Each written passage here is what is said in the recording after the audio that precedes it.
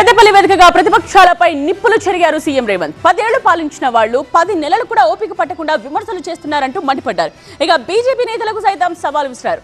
ప్రాజెక్టుల నిర్మాణం, ఉద్యోగాల కల్పన సహా ఏ అంశం మీదైనా చర్చకు సిద్ధమా అంటూ సవాల్ చేశారు సీఎం రేవంత్. బండి సంజయ్ గారు, కిషన్ రెడ్డి గారు, నేను సవాల్ విసురుతున్నా.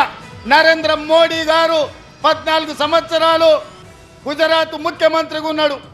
11 సంవత్సరాల నుంచి వారు ప్రధానమంత్రిగా ఉన్నారు. 25 సంవత్సరాలల్లా గుజరాత్ రాష్ట్రంలో ఏ ఒక్క సంవత్సరమైనా మేము ఈ మొదటి సంవత్సరంలో ఇచ్చిన 55,000 ఉద్యోగాలు ఇచ్చిండ్రా?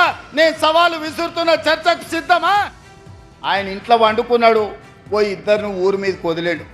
ఊర్లలో అప్పుడప్పుడు బయలుదేయడానికి మైసమ్మకు మనం ఇడిచిపెడుతుంటాం, తెలుసు కదా. గ్రామాలలో మనం మైసమ్మకి ఇడిచిపెడుతుంటాం పోతులను. అవి ఊరి మీద పడతాయి, మేస్తాయి, ఎక్కడ పడితే అక్కడ తిరుగుతాయి. అచ్చం అట్లనే మాట్లాడుతున్నారు ఇద్దరు, అచ్చోసిన ఆంబోతుల్లాగా. ఏం మాట్లాడుతున్నా వాళ్ళకి తెలుస్తలే. 10 ఏళ్ళు వాళ్ళు చేసింది ఏంది, 10 నెలల మనం చేసింది ఏందో చర్చ చేద్దామంటే రాళ్ళు ఇసురుతారు, పోయి చెట్లలో దాచుకుంటారు. రావాయి అని అంటే చూసినావా, నన్ను గిల్లుతున్నాడు గిచ్చుతున్నాడు అని అంటారు ఇద్దరికిద్దరు.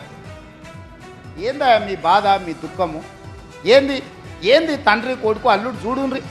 ఒక్కసారి ఆలోచన చేయమని అడుగుతున్న తెలంగాణ సమాజం. 10 ఏళ్ళు వాళ్ళే కదా కుర్చీలు ఉన్నది, 10 నెలలు కూడా ఓపిక పట్టారా? మేమేమో అల్లాటప్పకు వచ్చినామా, అడుక్కొని వచ్చినామా? ప్రజలు ఆశీర్వాదిస్తూ వచ్చి కుర్చీలో కూర్చున్నాం కదా. మిమ్మల్ని బొందబెట్టి మమ్మల్ని కుర్చీలో కూర్చోబెడితేనే కదా ఇవాళ మేము వచ్చింది. అప్పుడే దిగిపో అని అంటే ఏంది ఇది? నేను అడుగుతున్న తెలంగాణ సమాజాన్ని, ఉద్యమకారులను, విద్యార్థులను, నిరుద్యోగ యువకులను, తెలంగాణ రాష్ట్రం కోసం 1200 మంది బిడ్డలు చచ్చిపోయింది. ఒక కుటుంబంలో ఒక ముఖ్యమంత్రిని, ఒక మంత్రిని, ఒక ఆర్థిక మంత్రిని, ఓ రాజ్యసభ, ఓ లోక్సభ, ఓ ఎమ్మెల్సీ, వాళ్ళ చుట్టపోళ్ళందరికీ ఉద్యోగాల కోసం ఈ పిల్లలు ఆత్మ బలిదానాలు చేసుకున్నారా? లేకపోతే తెలంగాణ రైతాంగానికి గిట్టుబాటు ధర ఉండాలి, బోనస్ ఉండాలి అని తెలంగాణ సాధించుకున్నారా? ఆలోచన చేయండి.